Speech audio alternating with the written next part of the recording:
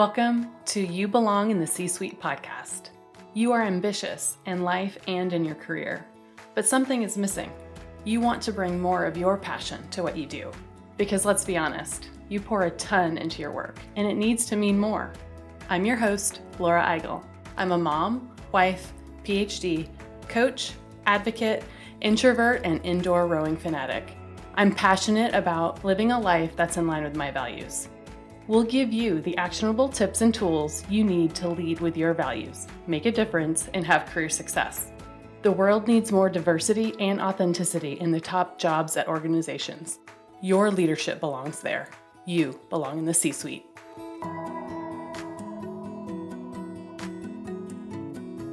What gets you up in the morning? What drives your decisions? What do you stand for? No idea, not even sure where to start? I use my values to guide my life and career. It's the basis of how I've built boundaries for myself and stuck to them. Are you ready to dig into what matters to you? Go to thecatchgroup.com to download your free values worksheet. That's thecatchgroup.com to download your free values worksheet to get to your core values and take action on what matters most.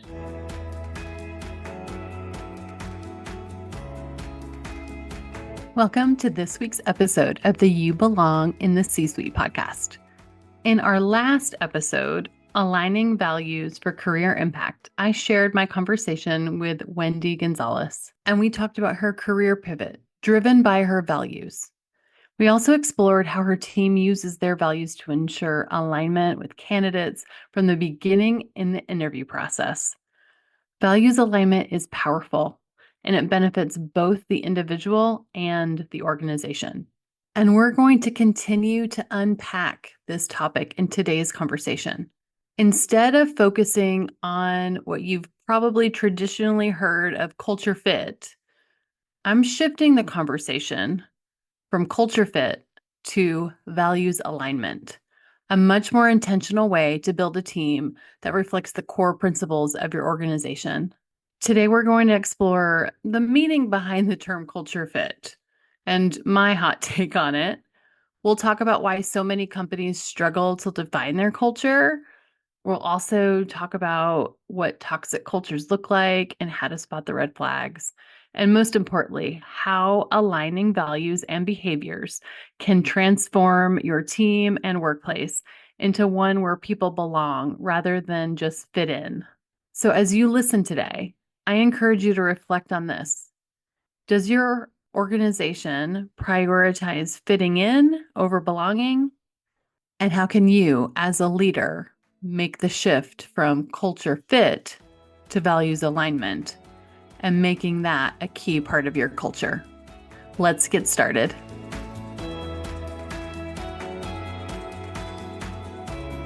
Today, I'm going to talk about a topic that I'm really passionate about, and I've been thinking about it a lot. This idea of culture fit, except I'm going to talk about why it's not such a great concept and how to think about it instead.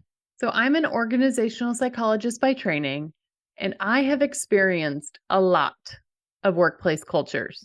As a student and employee, I've experienced the cultures as part of organizations, from being a student at many schools and universities to being an employee. I've experienced the cultures of small consulting firms, huge Fortune 500 global companies.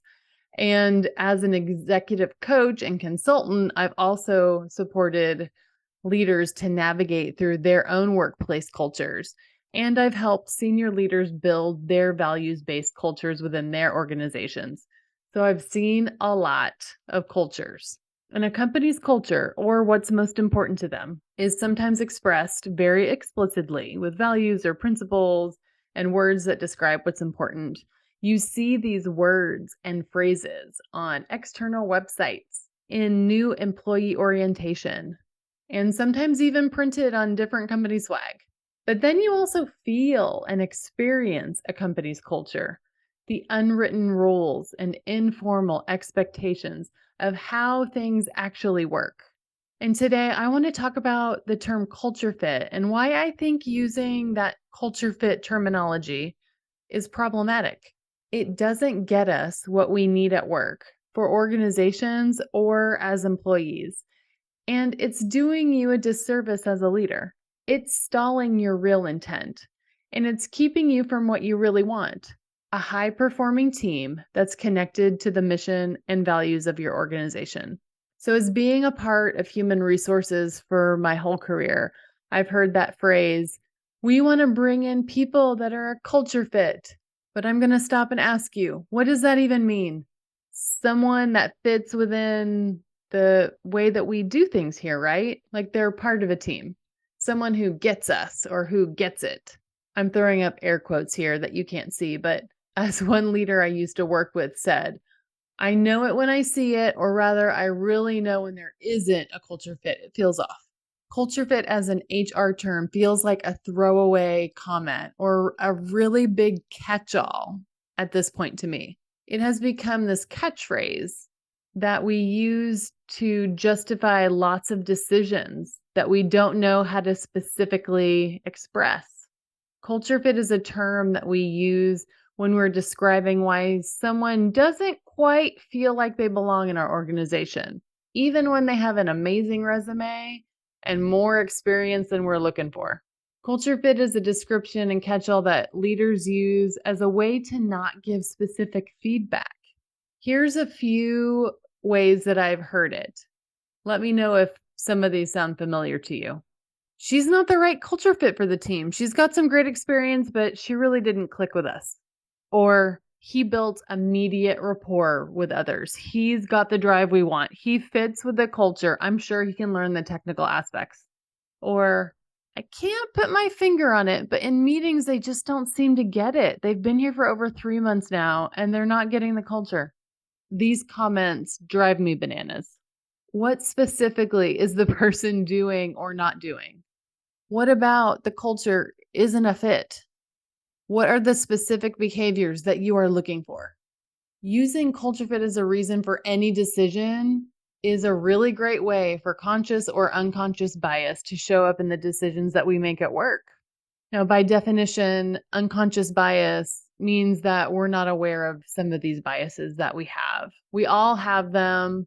There's tons of training on unconscious bias out there. One example of unconscious bias is in-group bias. This is one that I see a lot within organizations, especially in interviews. And in-group bias, it's basically this idea that you tend to like people who are like you and dislike others who are not. So you show favoritism for people that have similar traits as you and might pass judgment on people who don't have those traits. So, for example, I grew up in the Dallas area where most people really like the Dallas Cowboys. That's our American football team. And when I wear a Dallas Cowboys shirt in another state outside of Texas, I get a very different response than when I wear it in Texas or even, well, different parts of Texas. Texas is very big. But people will stop me and say, "Go Cowboys," and smile at me, give me a high five, or the opposite, tell me about why their team is better than ours and the Cowboys aren't so great. So there's a judgment that we're like in this together if we're Cowboys fans, and they give me and extend me just sometimes favoritism, sometimes favorable actions, and then opposite if I'm not part of that group. And so that's just one small way, and that's pretty conscious. Maybe it's unconscious too, but in those ways it shows up. But this really shows up big time at work when we're making hiring decisions, promotion decisions, decisions about anything really. So back to this term culture fit. Culture fit may be used in your organization as a catch-all to say, this person isn't like me, or this person isn't like us. So when you hear that term culture fit, I want this to be a warning flag to you. It's a signal. It's a signal for you to dig deeper. I want you to ask more questions. This is a warning sign that we aren't digging enough into what it really is. What's the thing that you're really thinking about? Why did you get a bad vibe from someone in an interview? Is it because it's something that they're doing that is different than you? Also question, when do you get a good vibe from someone? Is it because they remind you of yourself, right? These are some of the ways that we can start to dig into like what is the true thing here. And really, we want to get it back down to behavior, experience, all those kinds of things. But culture fit is just too broad of a bucket, and it's too easy of an excuse to use. So instead of culture fit, I want you to utilize specific attributes of your culture and the behaviors associated with it. I want you to start thinking about the values of your culture, the behaviors associated with those values, and how the values and behaviors of the individuals align to the company values. I want you to think about values alignment, not culture fit. We need to shift our mindset away from culture fit and towards values alignment. So, in Brené's research, through her work in Atlas of the Heart, she unpacks 87 different emotions and feelings. And she was surprised about the research of belonging. And in her research, the opposite of belonging is fitting in. So she describes that we try and fit in because we do want to belong to a group or a company. And in doing so, we're actually changing who we are to fit into that culture because we want to fit. But we're changing ourselves to do that. So instead, I want you to ground yourself in your own values and find alignment with a company that matches your values. The goal is values alignment, not culture fit. In my values first framework, I think about 3 different types of values at different levels. The first level is the individual or that leader level, your core values. The second level is that team level. And the third level is organizationally. So that organizational level of company values. And if we are intentional to build out and gain clarity on what these values and behaviors are, then we are in a better position to understand when an individual's values align with their team and their organizations. It's in that overlap of individual values and organizational values that we are looking for values alignment. So I want you to think about a Venn diagram. You know, one of those graphs of overlapping circles. Think about your own values as one circle in that diagram and the organization's values as another circle. There should be an overlap, and that overlap is values alignment. We are looking for some percentage of values alignment.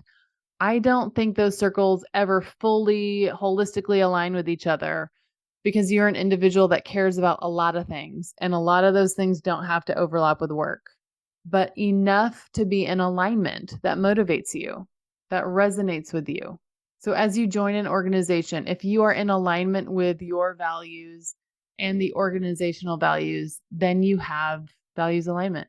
You aren't squeezing or shrinking or changing yourself to fit inside of that organization circle. You have commonalities that are core to you, but that also happen to be core to that company too. So you're in alignment there. But this takes work. And to get to understand if there's values alignment, you have to know what yours are. And more importantly, the organization needs to know what theirs are. And then in that way, you know what's important to you and you seek that out in an organization.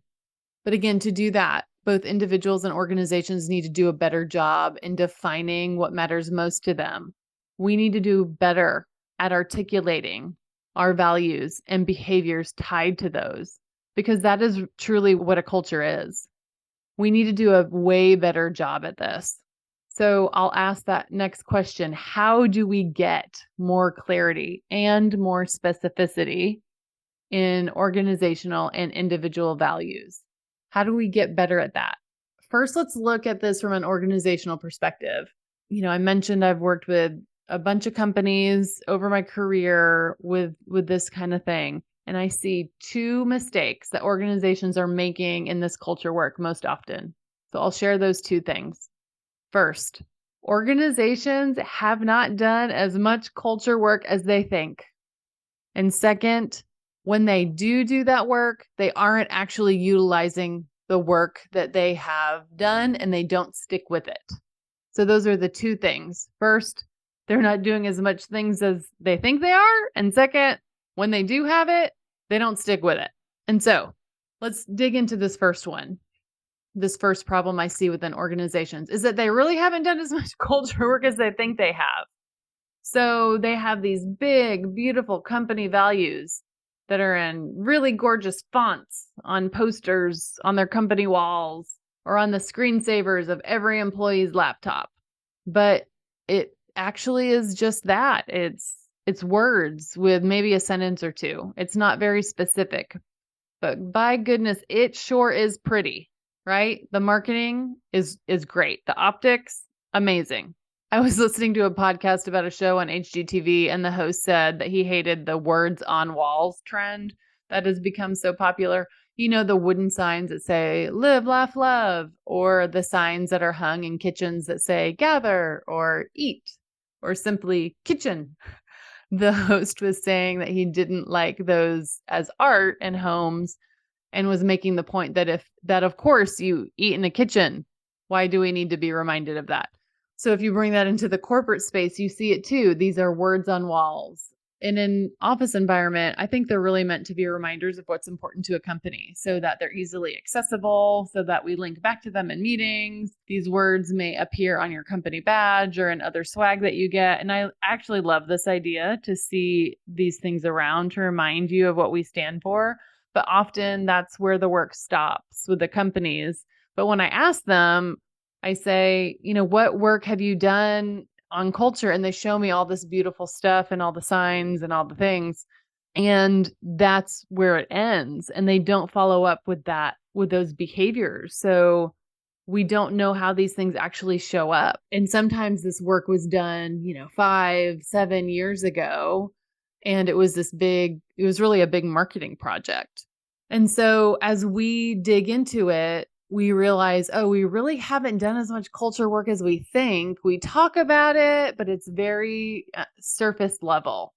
And we realized, hey, we need to dig deeper in this. We need to actually talk about the behaviors. So that is the first mistake. We don't do as much work as we think. So the work to do there is to go in and work with leaders to build out these behaviors. Because I will tell you, I have done, values clarity work with hundreds of leaders in numerous organizations at this point in my career. And I know that two people can have the same values, but they may mean very different things to them individually. The behaviors they associate with those are very different. So if you blow that up to a bigger scale and you have these, beautiful signs with, really great meaningful sentences, those things are going to be interpreted so many different ways by so many different leaders within your company. So we really need to dig into these behaviors and truly define what it really means to live those in the everyday. What does it look like for somebody to do that in a meeting or working with a cross-functional partner, or what's okay to do and what's not okay to do? The second biggest mistake I see organizations make is that their values don't match what they actually do. So they aren't utilizing the work that they have already done on their culture. So maybe they've done all this work to get down at the behavior level, but in practice, they're really not doing it because they're not holding people accountable and they're not incentivizing and rewarding people on those behaviors. And what happens when that's the case? Then I think those again are just words on the wall. You could also have a sign of that being a toxic culture. This idea of saying one thing, but really rewarding other things. So here's an example of saying one thing and doing another. I once worked with a company that had a value of collaboration. And there was training on collaboration, and they showed how they did it. This idea of working together is better than going alone. But when it came down to rewards and recognition, very often individuals got rewarded based on heroics and something that they did on their own. So a leader would get publicly recognized at a company event for going above and beyond an individual task or a heroic effort. And so what was being transparent and broadcast across, the whole company in these very public ways was that collaboration actually wasn't being rewarded. Instead, individual effort was. So what did that promote? It promoted a culture of individual effort and going above and beyond as an individual, not with other people. So even in this company where they said the culture was of collaboration, it really wasn't, because a culture is guided by what is rewarded. The things have to be consistent. The culture is how you behave. The culture is what you incentivize. And I want you to incentivize the behaviors of your values. And to do that, you need to do the work to identify those, and you need to put them in practice. So I work with companies that intentionally want to do work on this. They work with me to do this work internally, usually with a cross-functional work group of senior leaders and cross-functional partners, to intentionally look at their organizational values. This work is often done when there's a new leader or a new team within an organization, maybe when a company has merged two different cultures, when a company truly wants to start incentivizing the right behaviors tied to what matters most. This work is also done by companies that are doing some really great culture stuff already, but want to get even better at it. Many of these companies are already on the best places to work list or something similar, because they know how important culture is to getting the right talent and retaining that talent. They prioritize time on things like this. So, leaders, there is a ton, I'm talking to you. Yes, you. There's still a lot of work to be done within, I think, all of our organizations. Whether you're at one you think has a pretty great culture, there's probably still things that you can do to make it an even better culture. First things first, let's just agree to stop using that catch-all of cultural fit. And I want us to start defining what our cultures really are by doing this intentional values work and identifying those behaviors. That way, we all know what we are looking for. We all know when behaviors align and when they don't, and we all can get better at identifying values alignment. As a leader, you can do this in your team within your organization.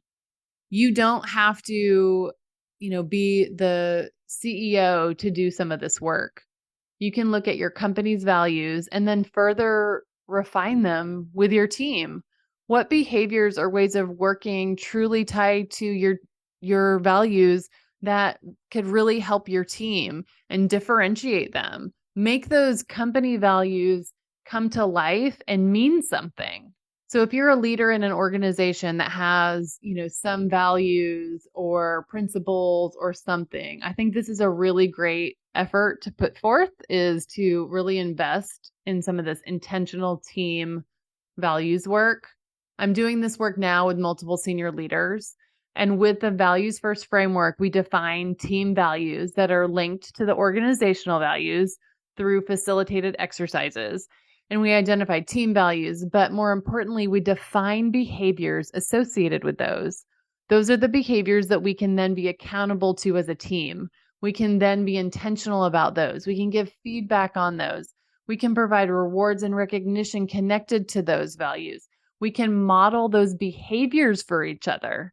We can resolve conflict around it. And most importantly, we can build a sustainable plan to intentionally build that team culture. It gives us the clarity of expectations, which lead to big results. So those are some ways within an organization you can really get to do more intentional culture work.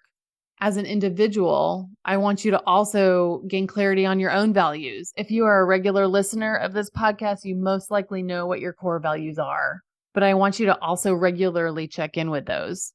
And if you are new, welcome. We have lots of tools for you. Check out the show notes for the values worksheet to gain clarity on your values. And once you know your values, I want you to understand how your values align with your company's values. Where is that values overlap and what resonates most to you? As an individual trying to dig deeper in this, you may ask yourself the following questions. How are people rewarded here? What does this value look like in action here? How are leaders held accountable to our values? Or if you're in an interview, you might want to ask the following questions to a couple of people that work within an organization. You might ask them, how do your values align with the organization? And what resonates most with you about the values of the organization to you? What does living that value look like here? So today we covered this mindset shift of moving from culture fit to values alignment. Here's a few next actions for you to consider. When you hear the term culture fit, I want you to ask more questions. You may be able to simply state, "Tell me more about what you mean when you say culture fit." You may need to ask yourself that question, maybe your peer, a manager, or a direct report, but take a minute to dig deeper. Another thing that you can do is build a deeper level of understanding about your organizational values, your team values, and your own core values. We have so many tools for you to dig deeper on this. We have our values worksheet to gain deeper understanding of your individual core values. I also have a team connection exercise to get to know your team members even better, and we'll link both of those in the show notes. And as part of my work, I do facilitated sessions to build out team values and company or organizational values. If you're interested in that work, please send me a note on LinkedIn or keep listening to this podcast. I know you'll learn something with each episode on how to get better at this as a leader. Remember, your leadership belongs here. You belong in the C-suite.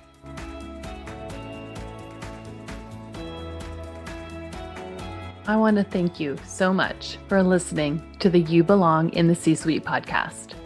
If you are enjoying this content, please remember to rate and review on Apple Podcasts. By leaving a review, you are helping others find this content. We will be featuring 5-star reviews on air in upcoming episodes. Editing and support for the podcast is done by S&E Podcast Management. To get more tips and tools to help you live a life guided by your values, go to thecatchgroup.com. Keep your boundaries and take care.